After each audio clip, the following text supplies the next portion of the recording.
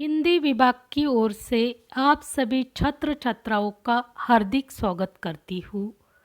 यहाँ पर आपके सामने द्वितीय वर्ष साहित्य के लिए निर्धारित काव्यशास्त्र इस विषय की जानकारी प्रस्तुत करती हूँ।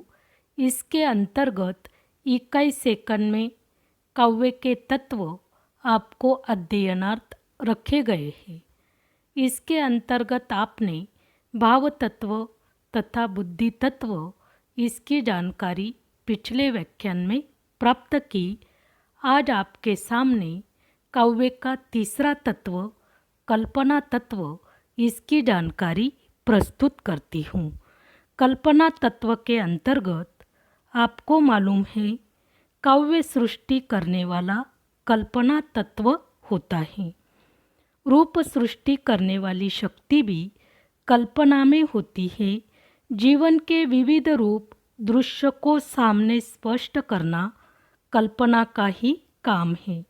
निराकार वस्तुओं और भावों को आकार देना, उसे चित्रमय बनाना, चरित्रों और पात्रों के साथ व्यक्तियों को साकार करना, घटनाओं की पृष्ठभूमि प्रस्तुत करना तथा भाव को जगाने वाले चित्र अंकित करना कल्पना के द्वारा ही संभव होता है।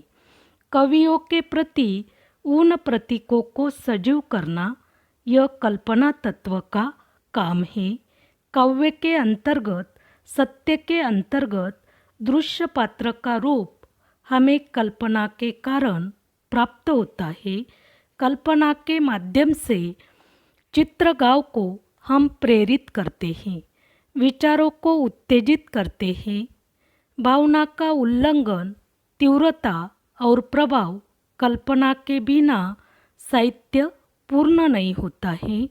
वास्तव में कल्पना का साहित्य ही कवि की प्रतिभा होती है और अलग अलग अलंकार कल्पना के ही परिणाम है। इसके बाद काव्य का छठा तत्व है शैली तत्व। शैली तत्व काव्य को अलंकृत और सौंदर्य विकृत करता है। जिस प्रकार आत्मा की अभिव्यक्ति के लिए शरीर की आवश्यकता होती है, उसी प्रकार काव्य में शैली की आवश्यकता होती है। रस के बिना शैली की कल्पना नहीं की जाती। शैली के मुख्य दो भेद माने गए हैं, एक समास शैली, दो व्यास शैली। इसके बाद सुगम सुबोध शैली, दुर्गम शैली, व्यंग्यात्मक शैली तथा उद्देशात्मक शैली इसका भी प्रयोग किया जाता है। इस प्रकार काव्य के 6 तत्व माने गए हैं।